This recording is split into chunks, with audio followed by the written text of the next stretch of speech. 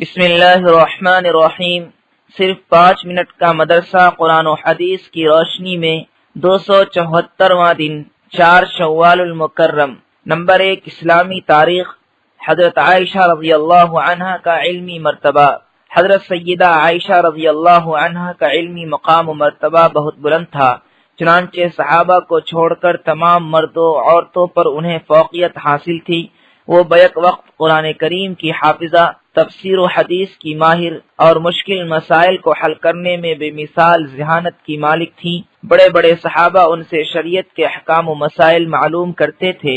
حضرت ابو موسیٰ اشعری رضی اللہ عنہ کا بیان ہے کہ جب بھی ہم لوگوں کے سامنے کوئی مشکل مسئلہ پیش آتا تو اس کا حل حضرت عائشہ رضی اللہ عنہ سے معلوم کرتے اور وہ فوراً اس کا حل بتا دیا کرتی تھی۔ امام زہری رحمۃ اللہ علیہ فرماتے ہیں کہ اگر تمام مردوں اور امہات المؤمنین کا علم جمع کیا جائے تو حضرت عائشہ رضی اللہ عنہ کا علم ان سب سے زیادہ وسیع ہوگا۔ کہا جاتا ہے کہ دین کا 1/4 حصہ انہی سے متعلق ہے۔ انہوں نے دین اسلام اور شریعت کے احکام کو پھیلانا اور حضور صلی اللہ علیہ وسلم کی تعلیمات کو عام کرنا اپنی زندگی کا مقصد بنا لیا تھا۔ ان سے 2210 احادیث مروی ہیں۔ بلا شبہ پوری امت پر ان کے بے پناہ احسانات ہیں، اسی وجہ سے انہیں محسنہ امت کہا جاتا ہے۔ سن 58 ہجری میں مدینہ میں انتقال فرمایا اور رات کے وقت جنت البقیع میں دفن ہوئی۔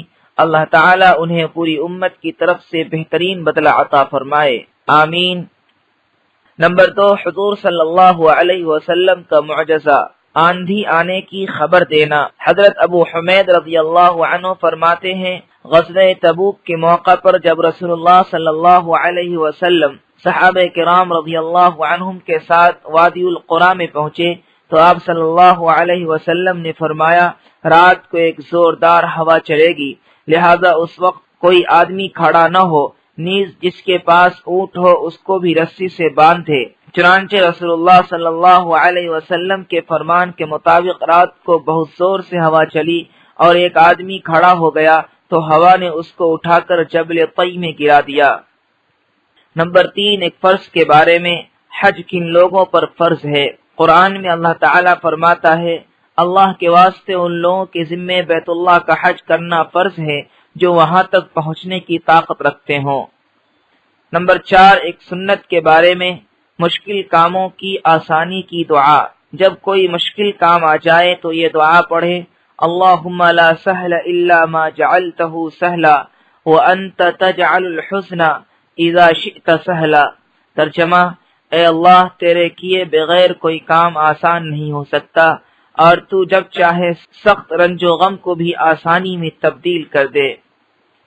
نمبر 5، ایک اہم عمل کی فضیلت، سورہ اخلاص 1/3 قرآن کے برابر ہے۔ رسول اللہ صلی اللہ علیہ وسلم نے فرمایا، کیا تم میں سے کوئی یہ نہیں کر سکتا کہ ایک رات میں 1/3 قرآن پڑھ لے؟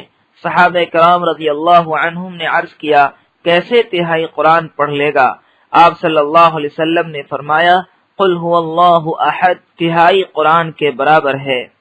نمبر 6، ایک گناہ کے بارے میں، فتنہ و فساد کرنے کی سزا۔ قرآن میں اللہ تعالیٰ فرماتا ہے، جو لوگ اللہ اور اس کے رسول سے ڈرتے ہیں، زمین میں فساد کرنے کی کوشش کرتے ہیں، ایسے لوگوں کی بس یہی سزا ہے کہ وہ قتل کر دیے جائیں یا سولی پر چڑھا دیے جائیں یا ان کے ہاتھ اور پاؤں مخالف جانب سے کاٹے جائیں یا وہ ملک سے باہر نکال دیے جائیں۔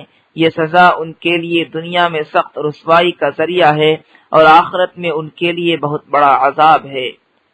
نمبر 7، دنیا کے بارے میں، دنیا سے زیادہ آخرت اہم ہے۔ قرآن میں اللہ تعالیٰ فرماتا ہے، تم تو دنیا کا مال و اسباب چاہتے ہو اور اللہ تعالیٰ تم سے آخرت کو چاہتے ہیں۔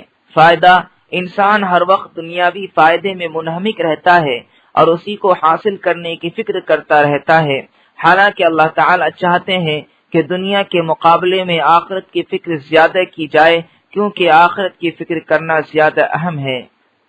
نمبر 8، آخرت کے بارے میں، سب سے پہلے زندہ ہونے والے۔ رسول اللہ صلی اللہ علیہ وسلم نے فرمایا، ہم دنیا میں سب سے آخر میں آئے ہیں، لیکن کل حشر یعنی آخرت میں جب سب کو جمع کیا جائے گا تو ہم سب سے پہلے زندہ کیے جائیں گے۔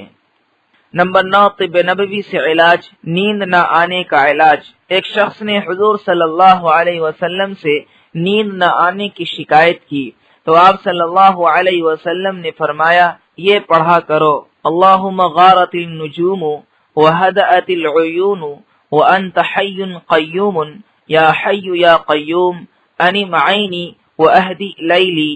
ترجمہ، اے اللہ ستارے چھپ گئے اور آنکھیں پرسکون ہو گئیں، تو ہمیشہ زندہ اور قائم رہنے والا ہے، اے ہمیشہ زندہ اور قائم رہنے والے، میری آنکھ کو سلا دے اور میری رات کو پرسکون بنا دے۔ نمبر 10 نبی صلی اللہ علیہ وسلم کی نصیحت۔ رسول اللہ صلی اللہ علیہ وسلم نے فرمایا اپنا تہبند آدھی پنڈلیوں تک اونچا رکھا کرو، اگر اتنا اونچا نہ رکھ سکو تو کم از کم ٹخنوں سے اوپر رکھا کرو۔